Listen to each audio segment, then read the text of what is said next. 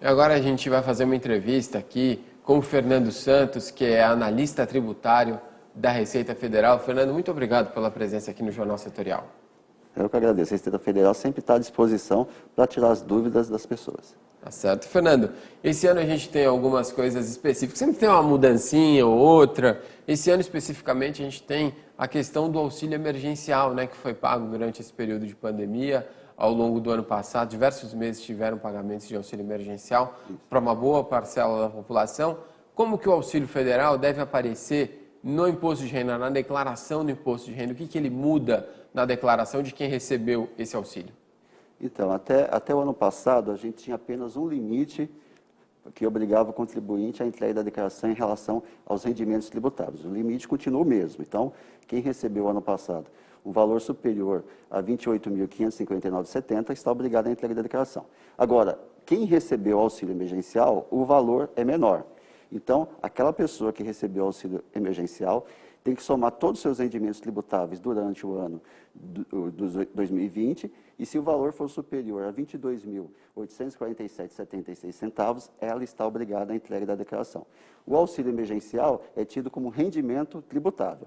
Então, a pessoa que recebeu acima desses 22 e recebeu também o auxílio emergencial tem que declarar a declaração de imposto de renda e também tem que devolver o valor do auxílio emergencial porque foi recebido indevidamente. Entendi.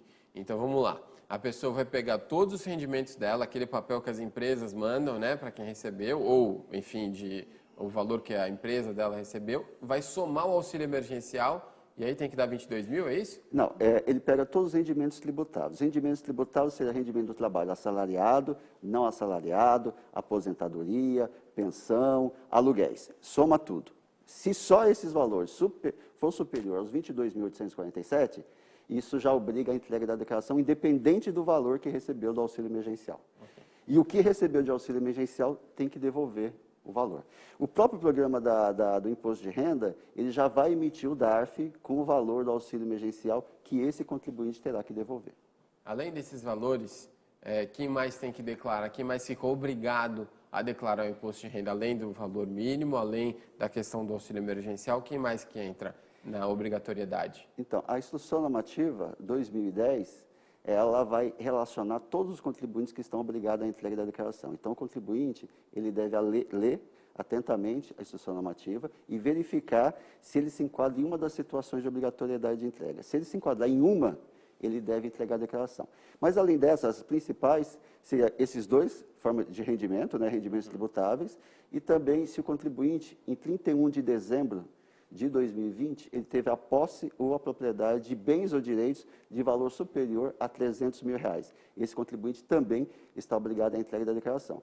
E o contribuinte que recebeu rendimentos isentos, não tributados ou tributados exclusivamente na fonte, de valor superior a 40 mil. Esses contribuintes estão obrigados à entrega da declaração. A gente tem uma dúvida que chegou aí para a gente sobre como declarar o imposto de renda na situação de casais divorciados, né? A gente já viu algumas estatísticas, inclusive, que mostram que no ano passado aumentou o número de divórcios. Infelizmente, é sempre algo a se lamentar, mas aí os pais divorciados, como é que eles fazem a declaração, de repente, dos filhos, né, dos dependentes? Tem alguma situação específica para esse público? Então, eu vou imaginar enquanto estavam casados. Enquanto estavam casados, tem duas formas de fazer a declaração. Ou podia fazer a declaração em separado, ou podia fazer a declaração em conjunto. Fazendo a declaração em conjunto, faria uma única declaração e colocaria todos os filhos, todos os dependentes. Se fizesse a declaração em separado, somente poderia constar da declaração o dependente, ou da declaração de um, ou da declaração do outro, e aí colocaria todas as deduções daquele dependente, independente de quem estivesse pagando, naquela declaração. Como estão separados, vão fazer declarações separadas, né? Então, cada um vai fazer a sua declaração. E aí vai colocar o dependente. E o dependente vai ter que constar ou na declaração de um ou na declaração do outro. O mesmo dependente não pode constar em duas declarações. E aí ele vai colocar todas as deduções referentes àquele dependente na sua declaração. Teve alguma mudança que a gente precisa alertar o nosso público para esse ano especificamente, fora a questão do auxílio emergencial? Tem alguma outra coisa que a gente precisa chamar a atenção? Ou então algum problema muito recorrente, mesmo de anos anteriores, e que os contribuintes precisam ficar atentos neste ano? A principal mudança que a gente tem que alertar bem em relação realmente ao auxílio emergencial, e eu vou retomar um pouquinho do auxílio emergencial, porque o contribuinte que vai estar entregando a declaração, talvez seja um contribuinte que nunca entregou a declaração. Então, quem está acostumado a entregar a declaração, está mais ou menos naquele limite, um pouquinho acima dos 28, então todo ano entrega a declaração e está sempre alerta para isso. Já está mais acostumado. Já está acostumado. Aquele que nunca entregou a declaração, ele acha que também continua do mesmo jeito esse ano. E aí tem que fazer esse alerta que ele está obrigado à entrega da declaração. Tá? Então, o que pode acontecer, eu já estou prevendo que talvez aconteça.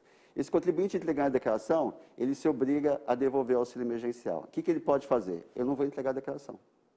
Tá certo? Porque aí eu não quero devolver o auxílio emergencial, e aí se eu entregar a declaração, eu estou me denunciando para devolver o auxílio emergencial. Eu não entrego a declaração, só que aí o problema pode acontecer um problema maior para ele. Porque o que vai acontecer? Quando ele não entrega a declaração e o contribuinte está obrigado, qualquer contribuinte que esteja em qualquer uma das situações previstas na instrução normativa, esteja obrigado a entrega da declaração e não entrega a declaração, o CPF dele vai ser suspenso. Ele fica pendente de regularização. E quando o CPF fica pendente de regularização, ele tem algumas restrições. Na Receita Federal, logicamente, não vai conseguir certidão negativa, tá? Mas ele tem a restrição no banco. Então, ele não consegue movimentar a sua conta corrente. Então, vamos supor que esse contribuinte, ele também seja beneficiado de aposentadoria ou de algum auxílio do governo. Ele vai deixar de receber. E aí, quando deixar de receber, para regularizar a sua conta corrente, tem que regularizar o CPF. Vai ter que entregar a declaração. Só que, nesse momento, já está em atraso. E tem multa. E vai ter multa. Olha tudo que pode acontecer. Ele pode ficar sem receber o benefício, porque o CPF fica suspenso, a conta corrente ela fica com problemas. Depois vai ter que entregar a declaração para resolver e vai ter que pagar a multa porque a declaração está em atraso e vai ter que devolver o auxílio emergencial. Então, esses contribuintes devem pensar muito bem o que vai fazer, porque senão o fato de não entregar a declaração, estando nessa situação, ele pode ter problemas maiores no futuro. Tá certo. E aí quem vai fazer pela primeira vez, principalmente, acho que são aqueles que precisam de mais instrução nesse momento, até por um possível aumento do público nesse aspecto. As formas mais comuns, aquelas mais acessíveis, são pela internet, né, por um computador normal, agora já tem, agora não, né, já tem aplicativo já há algum tempo, né, Isso. Tem alguma outra forma, quem não sabe pode buscar a Receita Federal para ter um auxílio para fazer essa primeira declaração, como é que funciona? Então, quem vai fazer a declaração pela primeira vez, o primeiro caminho é entrar no site da Receita, tá? www.gov.br/Receita Federal. Na primeira página do site da Receita Federal, existe um link para você acessar a página do Imposto de Renda. Nessa página do Imposto de Renda, existem todas as informações do Imposto de Renda. Então, tem um programa, tem a forma que ele tem que declarar, tem as restituições, como ele faz o pagamento, e tem também acesso a perguntas e respostas com mais de 700, na realidade, 701 perguntas respondidas. É muita coisa para ler, hein? É muita coisa para ler. Então, mas veja, com certeza a dúvida dele vai estar respondida, a dúvida que ele tiver vai estar respondida. Então, tem todo esse caminho. Para fazer a declaração do imposto de renda, nessa página, ele pode baixar o programa, tá? Ele vai instalar o programa do imposto de renda no seu computador e ele vai começar a preencher. O que é o preenchimento da declaração do imposto de renda? É você preencher fichas, porque você não precisa fazer nenhum cálculo. O programa já faz o cálculo para você. Você não precisa ficar preocupado com alíquotas. O programa já calcula as alíquotas para você.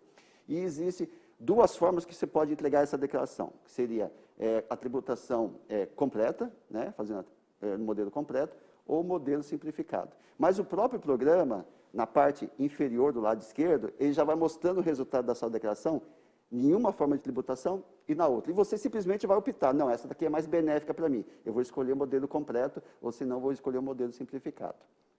E o programa, ele é autoexplicativo e ele tem uma ajuda que tem muitas informações. Inclusive, normalmente a dúvida que você tem é quando você está preenchendo aquela determinada ficha. Você estando naquela ficha, você clicando no botão F1, ele vai te dar o ajuda, vai puxar o ajuda daquela ficha. Então, já está tudo muito direcionado. Então, a orientação está muito fácil. Então, essa é a primeira forma de você fazer a sua declaração. Você também pode fazer a declaração por dispositivos móveis. Os tablets e smartphone, dá para fazer a declaração também. E ou você pode fazer a declaração online, diretamente no site da Receita. Então, são 3 formas de fazer a declaração. E o que é melhor? Você pode começar com uma, mudar para outra, depois voltar para aquela, você fica à vontade. Tá? Existe uma funcionalidade no programa que é o salvar online.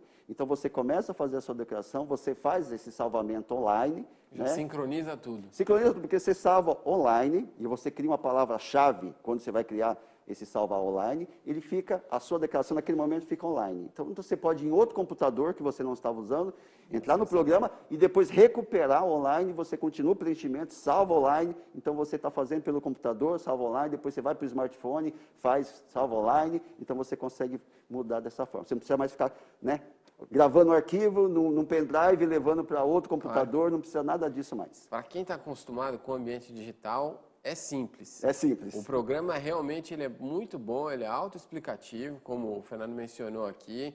Tem um tira-dúvidas, vários sites também ajudam, né, dão instrução sobre como fazer. O próprio site do governo já faz isso. Agora, não é todo mundo que está acostumado com o ambiente digital. E aí é que entra a dificuldade, né, principalmente por um público novo. Uma solução é procurar, de repente, alguém de confiança, um contador, um profissional, ou, de repente, a Receita Federal consegue também dar um auxílio, né, Fernando? Então, como eu disse, é simples. Tirar dúvidas assim Ainda por mais, telefone. provavelmente, quem está com essa declaração e com esse limite dos 22 mil, vai fazer uma declaração mais simples, né? Existem muitas declarações que são mais complexas, né? Mas envolve mais tipo de valores a serem declarados. Essa declaração, provavelmente, é uma declaração simples de fazer, ele poderia fazer, mas ele tem dificuldade. Ele pode buscar um profissional, pode buscar um amigo que já fez declaração e fazer a declaração.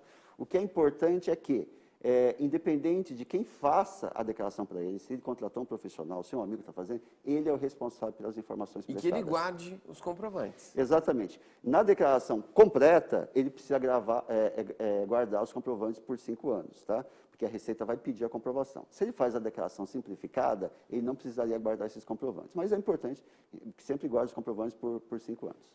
Tá certo. Fernando, eu agradeço muito os esclarecimentos todos que você deu aqui para a gente. Acho que o nosso público agora fica bem instruído para fazer a declaração. É claro que aí tem que sempre ficar muito atento, tem detalhezinhos, é bom conferir sempre, preenche lá o número, confere se está batendo ou não, para não ter um erro, não cair numa malha fina por desatenção. Então é importante ficar atento com detalhes na hora de declarar. Mas eu agradeço muito as instruções todas, Fernando. Acho que as pessoas estão bem orientadas para fazer a declaração de imposto de renda. Isso, e como você falou, realmente tome bastante cuidado, porque às vezes na hora de você digitar, você simplesmente inverte o número. Simplesmente o fato de inverter o número faz com que a declaração está em malha. Então, começa agora o prazo de entrega da declaração e às vezes a pessoa quer entregar muito rápido a declaração para receber a sua restituição. Só que se ele inverter o número e a declaração estiver errada e cair em malha, ele vai ter que retificar. E no momento que faz a retificação, a restituição dele vai para o final da fila. Então tem que tomar cuidado. Então, seja rápido, mas com cuidado para não errar nenhum momento o que está informando na declaração do imposto de renda. Tá certo, Fernando, obrigado. E eu agradeço também a você que nos acompanhou aqui em mais uma edição. Se você quiser, você pode entrar em contato com a gente através das redes sociais, continuar acompanhando a gente por lá, no YouTube, no Instagram, no Facebook. É só procurar por TV Setorial. Ou então, é claro, pelo WhatsApp, o nosso número é o 981462239. Por lá você pode mandar sugestões de assuntos para os próximos dias. Você pode tirar dúvidas que você tenha sobre determinados assuntos. Não sobre a Receita Federal, não sobre o imposto de renda, que a gente não vai saber esclarecer tudo, mas de repente a gente vai poder te encaminhar uma forma de você tirar essas dúvidas, né? Mandando o link aqui que a gente conversou, enfim, entre em contato com a gente lá, a gente vai conversando, sempre que a gente puder te ajudar com informações. Esse é o nosso propósito aqui, então o nosso contato fica aberto para você que nos acompanha todos os dias aqui na TV Setorial. Eu agradeço a sua companhia, a sua audiência, a sua participação. A gente volta amanhã. Até lá!